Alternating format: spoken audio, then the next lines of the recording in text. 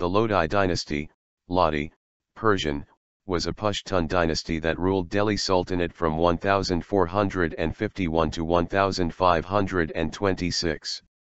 It was founded by Bahlul Khan Lodi when he replaced the Sayyid dynasty. Lodi dynasty's reign ended under Ibrahim Lodi, who was attacked by Rana Sanga of Mewar. Lodi's reign finally ended after he was defeated by Babur from Kabul, founder of the Mughal Empire.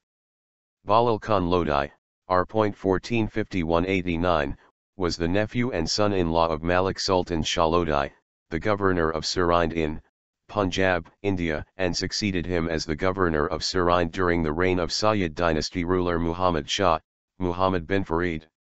Muhammad Shah raised him to the status of an Emir. He was the most powerful of the Punjab chiefs and a vigorous leader, holding together a loose confederacy of Afghan and Turkish chiefs with his strong personality. He reduced the turbulent chiefs of the provinces to submission and infused some vigor into the government. After the last Sayyid ruler of Delhi, Alauddin Alam Shah voluntarily abdicated in favour of him. Bahlul Khan Lodi ascended the throne of the Delhi Sultanate on April 19, 1451. The most important event of his reign was the conquest of Jaunpur. Bahlul spent most of his time in fighting against the Sharqi dynasty and ultimately annexed it. He placed his eldest surviving son Barbak on the throne of Jaunpur in 1486. Sirhind Lodi. Sirhind Lodi, R. 1489-1517, born Nizam Khan, the second son of Bahlul, succeeded him after his death on July 17, 1489 and took up the title Sirhind Shah. He was nominated by his father to succeed him and was crowned Sultan on July 15, 1489. He founded Agra in 1504 and constructed mosques. He shifted the capital from Delhi to Agra. He abolished corn duties and patronized trade and commerce. He was a poet of repute. He composed under the pen name of Gul Rukh. He was also patron of learning and ordered Sanskrit work in medicine to be translated into Persian. He curbed the individualistic tendencies of his Afghan nobles and compelled them to submit their accounts to state audit. He was, thus, able to infuse vigor and discipline in the administration. His greatest achievement was the conquest and annexation of Bihar. Sultan Ibrahim Khan Lodi, 1517-1526, the youngest son of Sirhind, was the last Lodi Sultan of Delhi. Sultan Ibrahim had the qualities of an excellent warrior, but he was rash and impolitic in his decisions and actions. His attempt at royal absolutism was premature and his policy of sheer repression unaccompanied by measures to strengthen the administration and increase the military resources was sure to prove a failure. Sultan Ibrahim, R. 1517-26, faced numerous rebellions and kept out the opposition for almost a decade. He was engaged in warfare with the Afghans and the Mughals for most of his reign and died trying to keep the Lodi dynasty from annihilation. Sultan Ibrahim was defeated in 1526 at the Battle of Panipat. This marked the end of the Lodi dynasty and the rise of the Mughal Empire in India led by Babur, R. 1526-1530. Fall of the empire. By the time Ibrahim ascended the throne, the political structure in the Lodi dynasty had dissolved due to abandoned trade routes and the depleted treasury. The Deccan was a coastal trade route, but in the late 15th century the supply lines had collapsed. The decline and eventual failure of this specific trade route resulted in cutting off supplies from the coast to the interior, where the Lodi Empire resided. The Lodi dynasty was not able to protect itself if warfare were to break out on the trade route roads, therefore, they didn't use those trade routes, thus their trade declined and so did their treasury, leaving them vulnerable to internal political problems.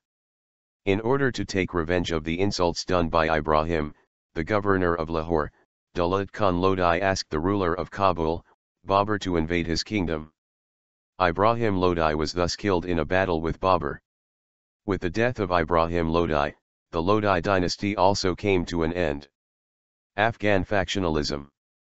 Another problem Ibrahim Lodi had when he ascended the throne in 1517 were the Afghan nobles. Some nobles backed Ibrahim's older brother, Jalaluddin, to take up arms against his brother in the area in the east at Jaunpur. Ibrahim gathered military support and defeated his brother by the end of the year. After this incident, he arrested Afghan nobles who opposed him. He then proceeded by appointing new administrators, who were his own men. Other Afghan nobles supported the governor of Bihar, Darya Khan, against Sultan Ibrahim. Another factor that caused uprisings against Ibrahim Lodi was his lack of an apparent successor. His own uncle, Alam Khan, betrayed Ibrahim by supporting the Mughal invader Babur. Babur claimed to be the true and rightful monarch of the lands of the Lodi dynasty. He believed himself the rightful heir to the throne of Timur, and it was Timur who had originally left Isra Khan in charge of his vassal in the India, who became the leader, or sultan, of the Delhi Sultanate, founding the Sayyid dynasty. 36 The Sayyid dynasty, however, had been ousted by Ibrahim Lodi, a Giltse Afghan, and Babur wanted it returned to the Timurids. Indeed, while actively building up the troop numbers for an invasion of the India, he sent a memo to Ibrahim. I sent him a goshawk and asked for the countries which from old had depended on the Turk. The countries referred to were the lands of the Delhi Sultanate. Following the unsurprising reluctance of Ibrahim to accept the terms of this offer, and though in no hurry to launch an actual invasion, Babur made several preliminary incursions and also seized Kandahar, a strategic city, if he was to fight off attacks on Kabul from the west while he was occupied in India, from the Arghanids. The siege of Kandahar, however, lasted far longer than anticipated, and it was only almost 3 years later that Kandahar and its citadel, backed by enormous natural features, were taken, and that minor assaults in India recommenced. During this series of skirmishes and battles, an opportunity for a more extended expedition presented itself. Rana Sanga, the Hindu Rajput leader of Mewar, 1509-1526, rose to be the greatest king of Rajputana. During his rule, Mewar reached the pinnacle of its glory. He extended his kingdom, defeated the Lodi king of Delhi, and was acknowledged by all the Rajput clans as the leading prince of Rajputana. Bahlul Khan, the governor of Punjab region, asked Babur to invade Lodi kingdom, with the thought of taking revenge from Ibrahim Lodi. Rana Sanga also offered his support to Babur to defeat Ibrahim Lodi. The Sultanate of Jaunpur, located in modern-day Uttar Pradesh, also surrounded the Lodi dynasty. Battle of Panipat, 1526. After being assured of the cooperation of Alam Khan, Ibrahim's uncle, and Bahlul Khan, governor of the Punjab, Babur gathered his army. Upon entering the Punjab plains, Babur's chief allies, namely Longar Khan Nizi, advised Babur to engage the powerful Janjua Rajputs to join his conquest. The tribe's rebellious stance to the throne of Delhi was well known. Upon meeting their chiefs, Malik Hast, Asad, and Raja Sanghar Khan, Babur made mention of the Janjua's popularity as traditional rulers of their kingdom and their ancestral support for his patriarch Emir Timur during his conquest of Hind.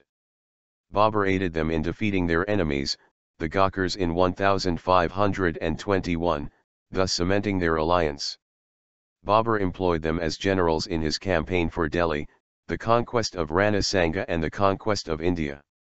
The section of Babur's memoirs covering the period between 1508 and 1519 is missing. During these years, Shah Ismail I suffered a large defeat when his large cavalry-based army was obliterated at the Battle of Kaldiran by the Ottoman Empire's new weapon, the matchlock musket. Both Shah Ismail and Babur, it appears, were swift in acquiring this new technology for themselves. Somewhere during these years, Babur introduced matchlocks into his army, and allowed an Ottoman, Ustad Ali, to train his troops, who were then known as matchlockmen, in their use. Babur's memoirs give accounts of battles where the opposition forces mocked his troops, never having seen a gun before, because of the noise they made and the way no arrows, spears, etc. appeared to come from the weapon when fired. These guns allowed small armies to make large gains on enemy territory.